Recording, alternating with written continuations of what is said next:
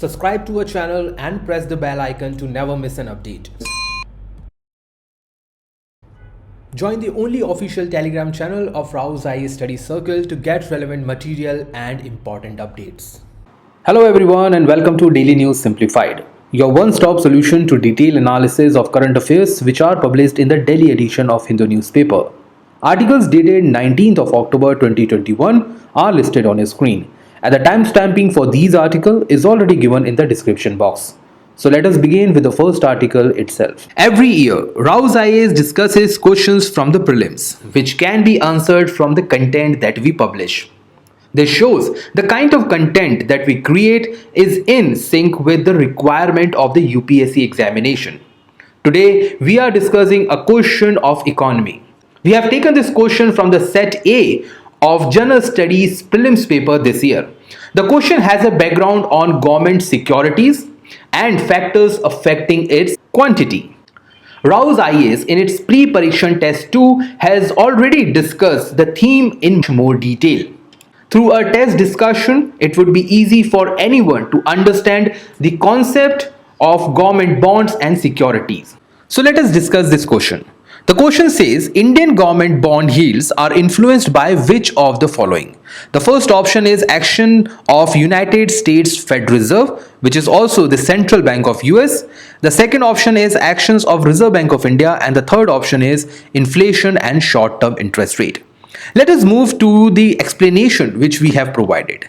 The first box here says that the decrease or increase in the demand in the economy impact the bond yield in the economy, which says that option 3 has inflation, hence it is correct. The second part of option 3, that is short-term interest rate, and the option 2 would be correct when we go to the second box. Here it shows that interest rate changes in the economy, which is the function of Reserve Bank of India, have impact on the bond yield as well. And lastly, there is a relationship which has been shown in this figure that the changes in the rate of interest in United States will have impact on the bond yield in India. So, given this explanation, now we come to a conclusion that all the three statements are correct, hence the option D is the correct one. From today onwards, such prelim questions and their mapping would be provided through the platform of Daily News Simplified. So keep watching and keep learning. Now, livestock sector is called as the second lifeline for Indian farmer. Now why? Because it provides the ample space to increase not only the income or the livelihood for a farmer, but also provides sustainability in terms of living. Well, one of the important article which was published today was published on page 9 of Delhi edition Hindu newspaper.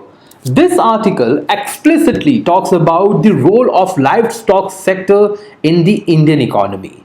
The writer, who is also a part of the government, has also mentioned some of the important elements of livestock sector and has provided ample way forward to boost the livestock sector in the economy.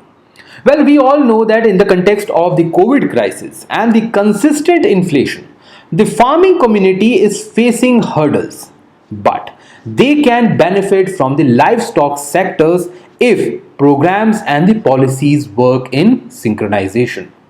Well, what kind of synchronization do we require? Well, we will discuss every bit possible aspect of livestock sector in today's discussion. Well, the relevance of livestock sector comes from the fact that UPSC can ask government related schemes to the livestock sector. From mains perspective, livestock becomes a subtopic of economics of animal rearing in your general studies paper 3. Plus, you can quote number of schemes that we are going to discuss today in other way forwards or in other papers, including your essay paper.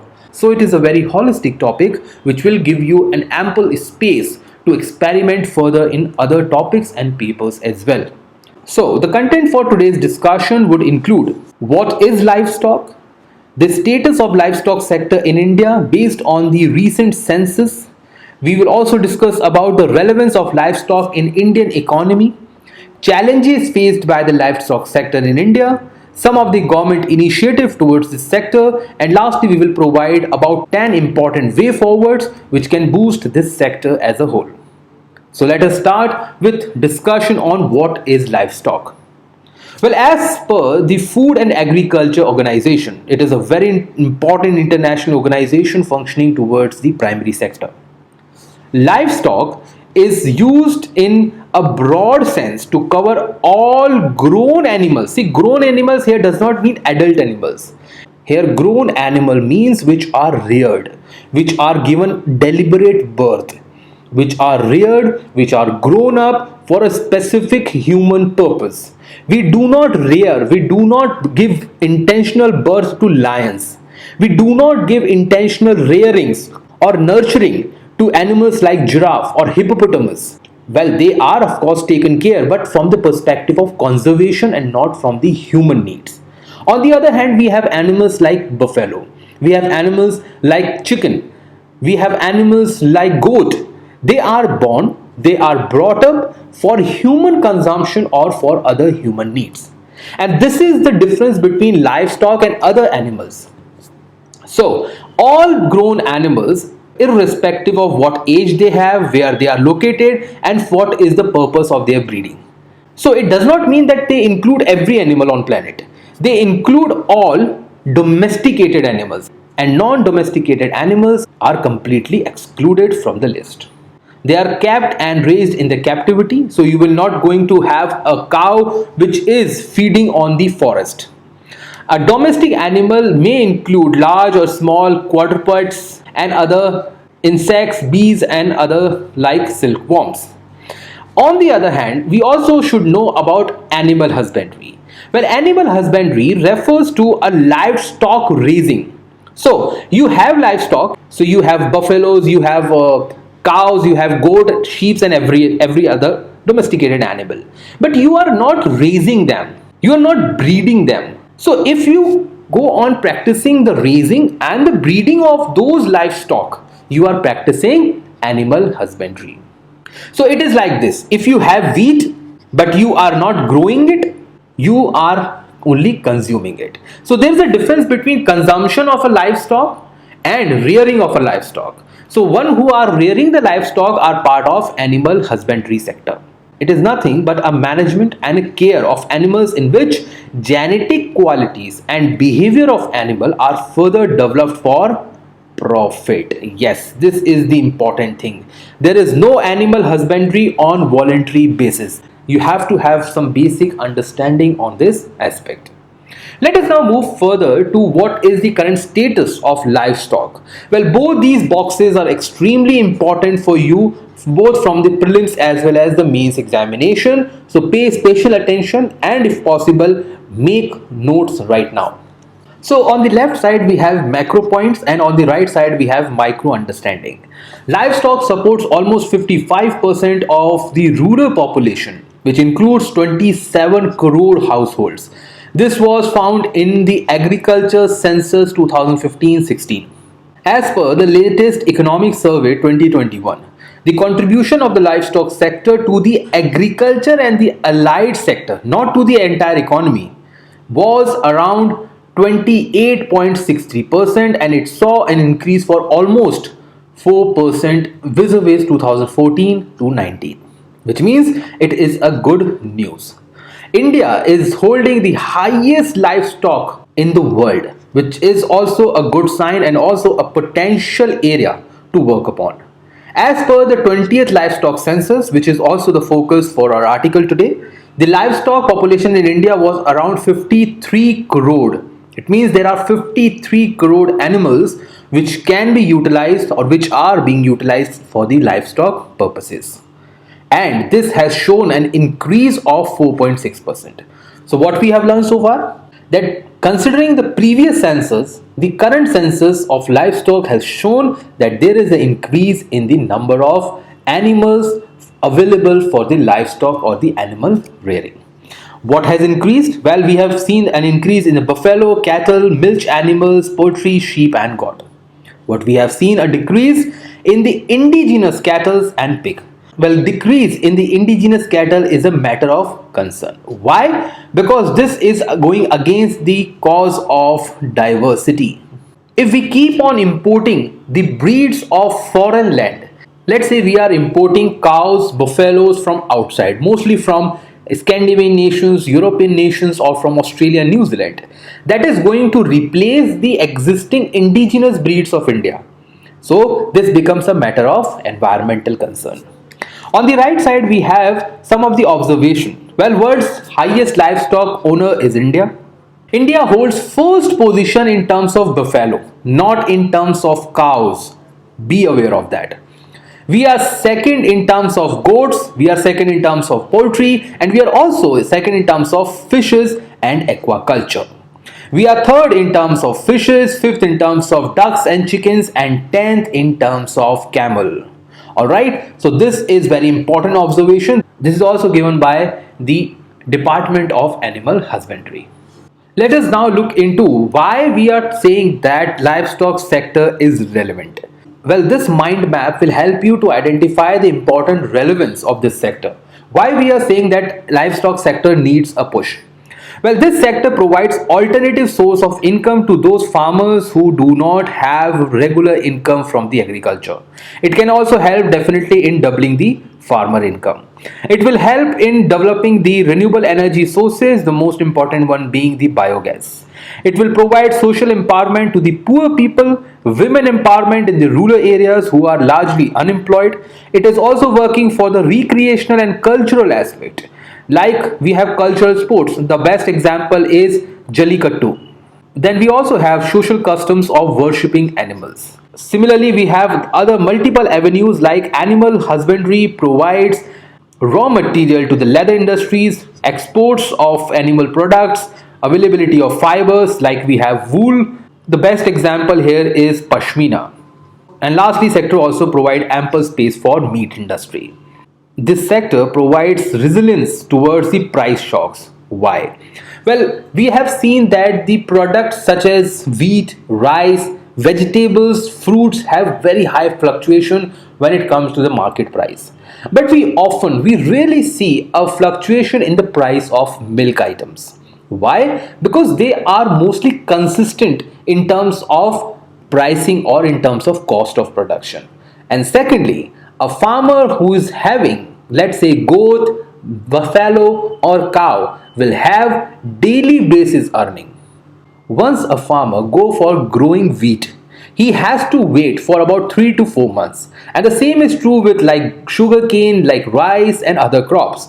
But when it comes to the milk, when it comes to, let's say, cow dung and other things, they does not have to wait for 3 or 4 months.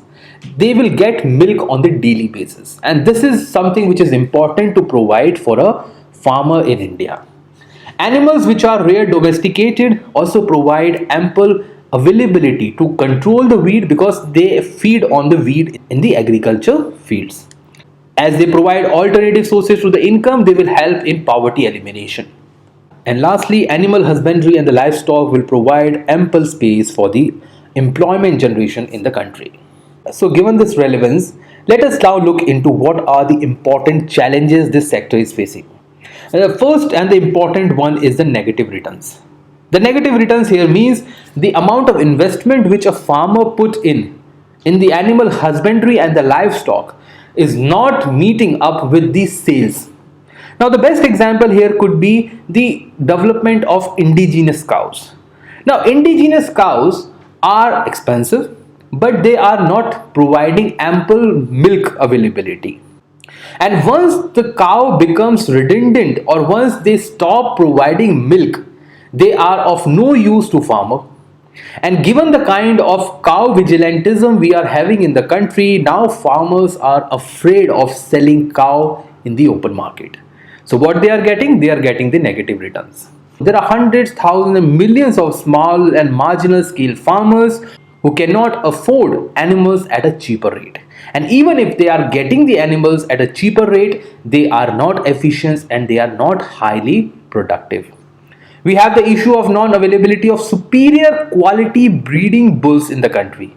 This lacuna is leading towards the increasing the number of female cows vis-a-vis the bulls, and unavailability of bull is creating a lack of superior sperms in the market.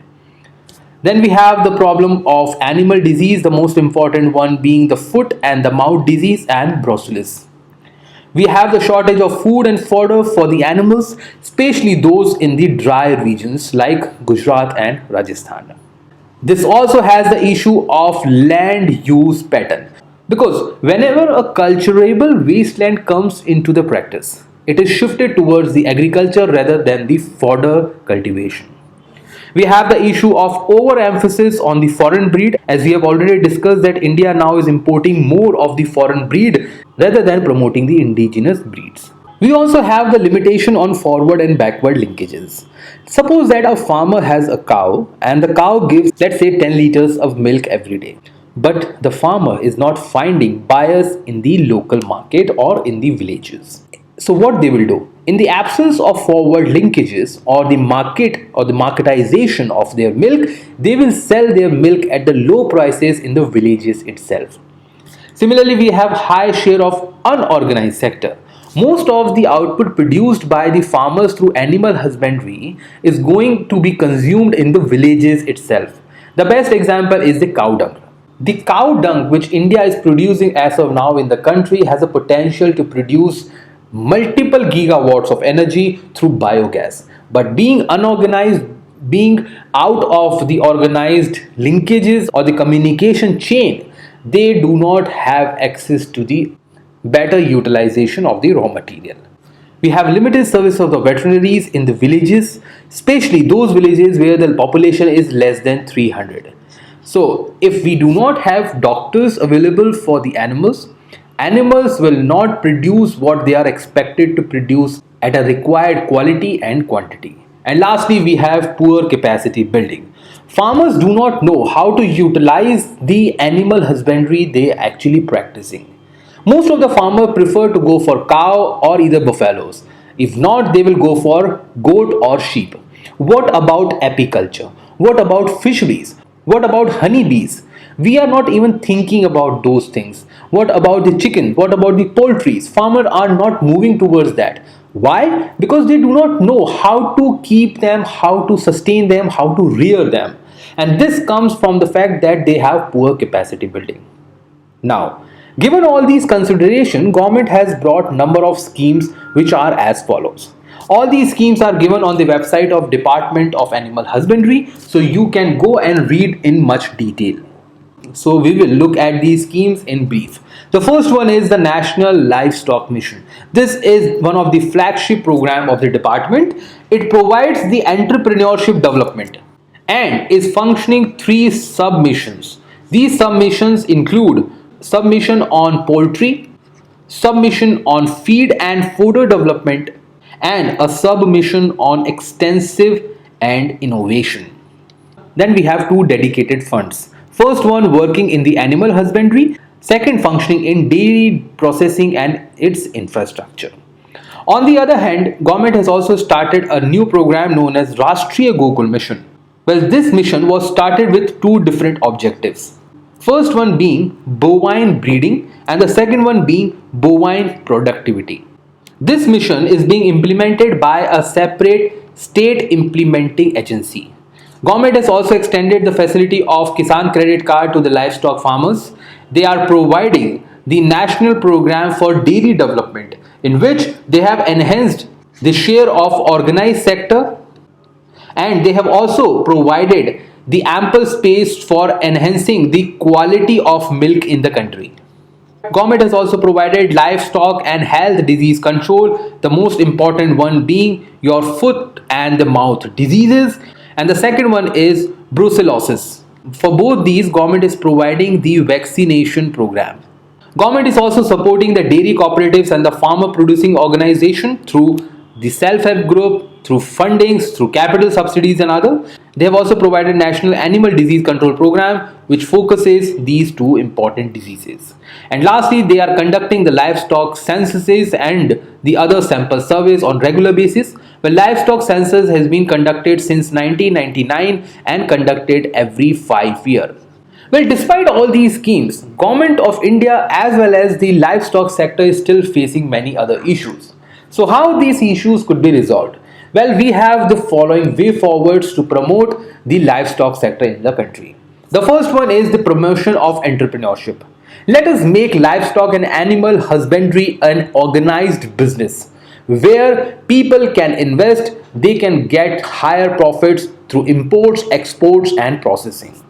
We should also provide for disease-free sperms in the economy. First of all, this will reduce this disease burden on the animals and they will also increase the productivity of each animal.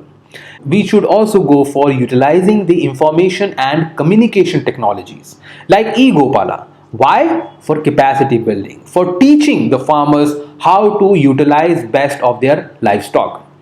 We should also go for breed improvement, and breed improvement here means development of indigenous cows, not importing or not substituting them with the foreign breeds.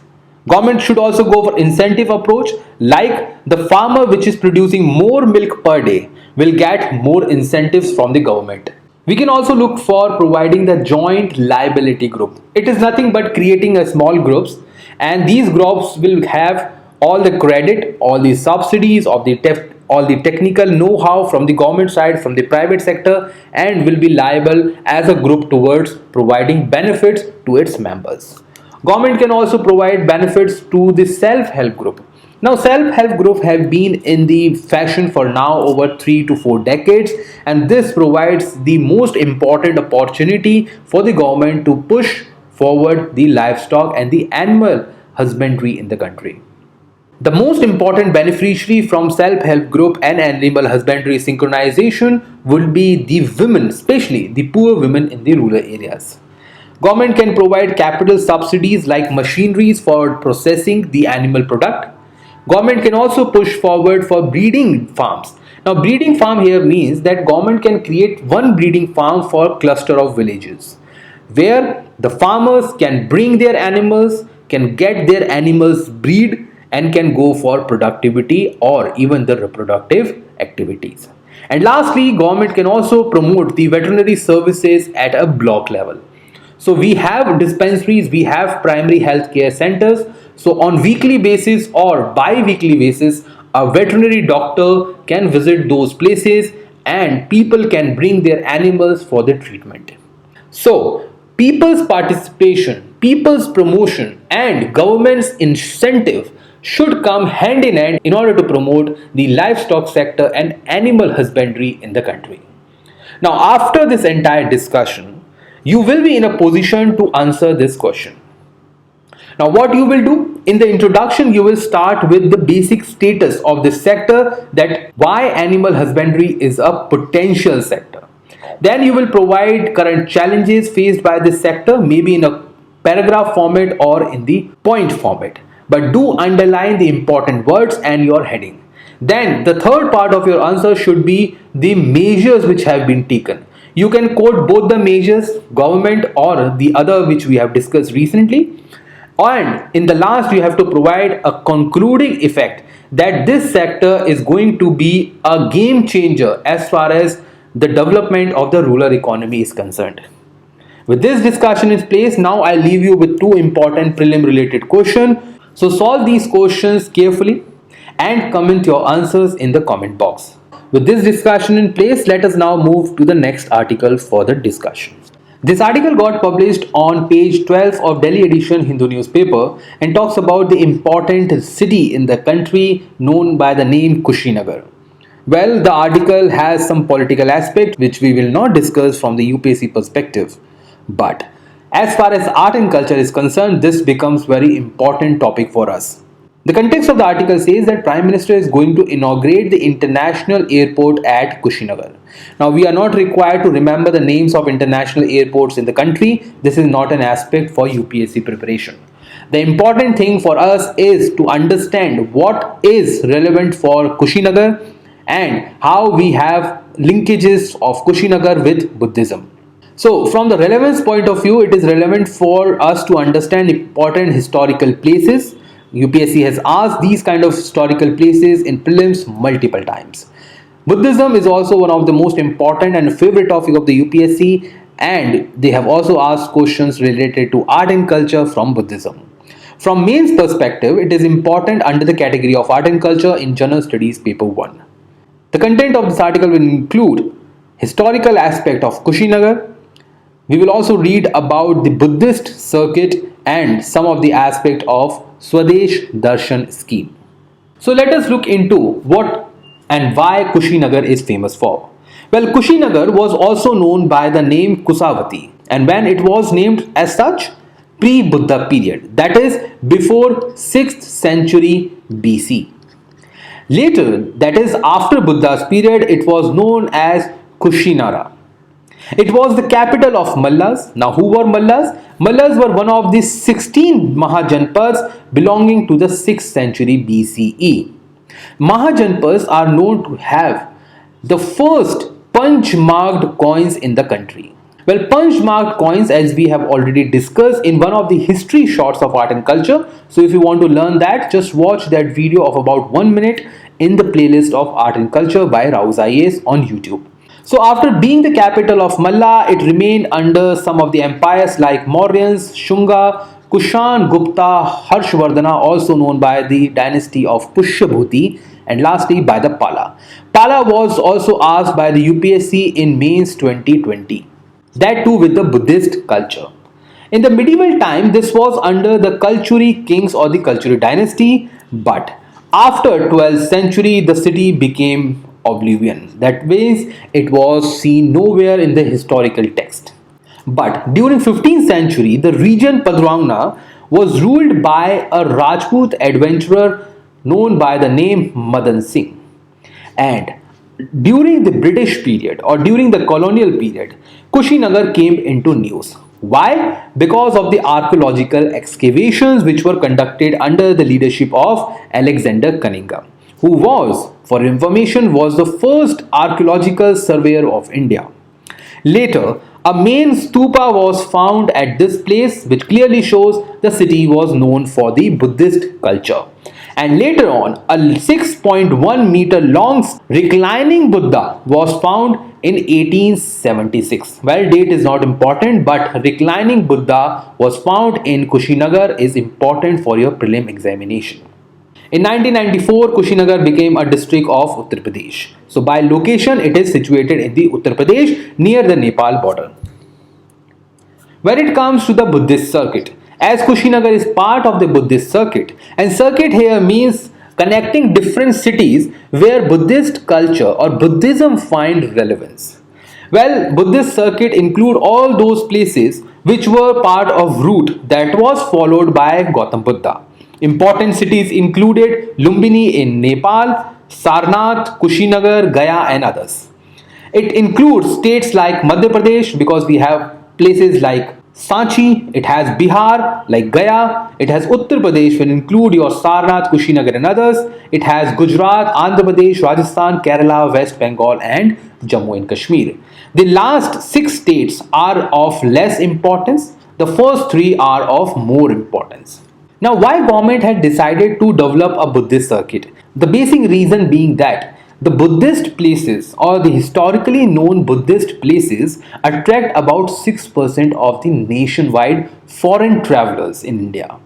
It has relevance in 21 states and include 4 international and 2 domestic airports.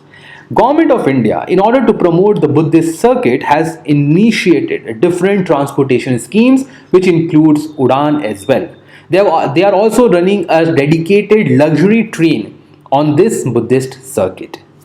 As far as Swadesh Darshan scheme is concerned, well, we will come to that a little later. But in 2015, UPSC has asked a question on which of the following kingdoms were associated with the life of Buddha. Now, can you imagine anything related to the current affairs? Well, yes. In 2014 and 15, Central Government Ministry of Tourism has started a scheme where they say that they will develop theme-based tourist circuit in the country. And one of the circuit included the Buddhist circuit. As you can see, the number 1 is Buddhist circuit. So in 2014, they have started this scheme, and in 2015, UPSC has asked question related to the places because places are part of Buddhist circuit. So they have asked the places from which Gautam Buddha was associated. So if you know little bit about the map work of Mahajanpadas, you can easily answer this question.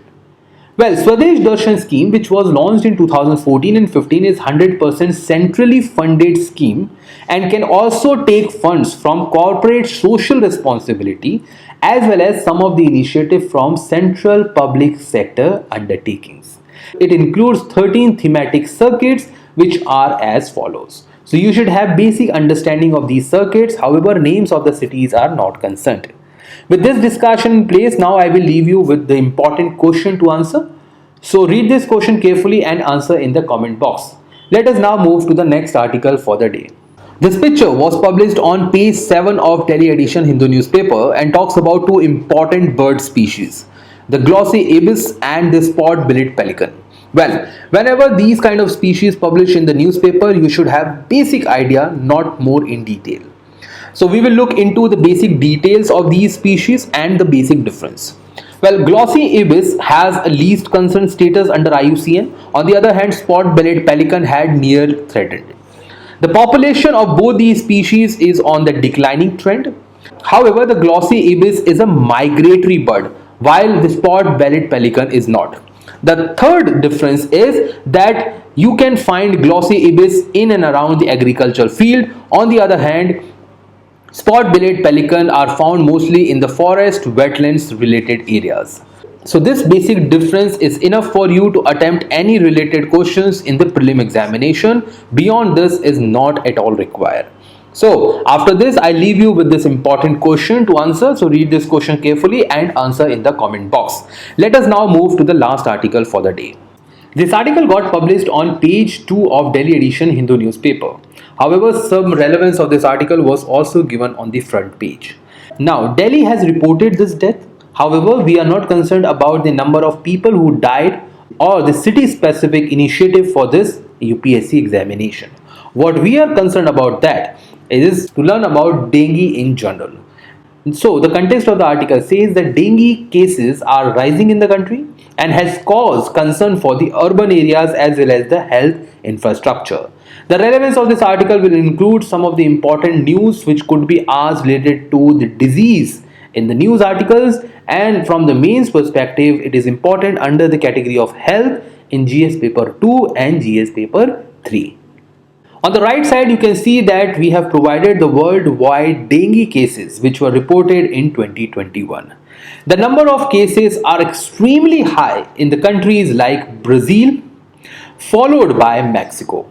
On the other hand, there are some medium level cases in the countries like India, Pakistan and other South Asian nations. The important thing which we need to understand from this diagram is that majority or the most of the cases of dengue are found in and around the equator. Why? Well, we will understand that very shortly. On the other hand, we see that there is no case in the northern hemisphere at the extreme latitudes or in the southern hemisphere in the extreme latitudes. Now, why this is the case? Let us understand this in detail. Well, dengue is a mosquito-borne viral infection. So this is a viral infection first of all. It is not bacterial. It is found in the tropical and the subtropical climates worldwide. Why? Because this kind of climate provides ample rainfall, warm temperature, high humidity and unplanned rapid urbanization. As you can see from this page itself that the countries which are situated on either side of the equator are developing in nature and they have very high urbanization with limited access to quality services. So they are developed in the areas which have all these qualities and they are especially limited to the urban and the semi-urban regions where we have stagnated water for longer period of time. The virus is transmitted by a female mosquitoes which are under the species of Aedes aegyptis. These mosquitoes are also acting as a vector or the carrier for chikungunya, yellow fever and Zika virus. So all these four could be caused by Aedes aegyptis female mosquitoes. Aedes aegyptis is caused in the daytime. So these mosquitoes does not bite at the night. They causes a virus which is known by the name Dengue. Dengue has 4 different forms of serotypes, that is different forms of virus types. Now if a person once gets dengue, that person can also be infected by dengue 3 more times. It means a person can get infected by dengue 4 times in a lifetime. The most important thing is that dengue does not become a lethal all of a sudden. That is, the potential lethal complication of dengue virus is very low. There is no specific treatment or vaccine available for this disease, and the fatality rate is below 1%. That means if 100 people are infected by dengue virus at an extreme sense, then only 1% will get death potential or will die soon. For this disease, we can only go for prevention because we do not have cure. So prevention depends upon the effective vector control measures, which include fumigations and sustained community involvement for improvement of vector control efforts. As far as transmission is concerned, well, it is transmitted from mosquito to human and from human to mosquito. And the third mean is the vertical transmission, that is from pregnant mother to the baby. There is no human to human transmission of dengue virus as of now. However, once humans are infected this virus, they can carry it from one country to the other, but from one human to other human, we need Aedes aegypti mosquitoes in order to spread it further. So, given this discussion in place, now I leave you with this question of the day. So, read this question carefully and answer in the comment box. Answer to yesterday's question of the day was option B. Thank you.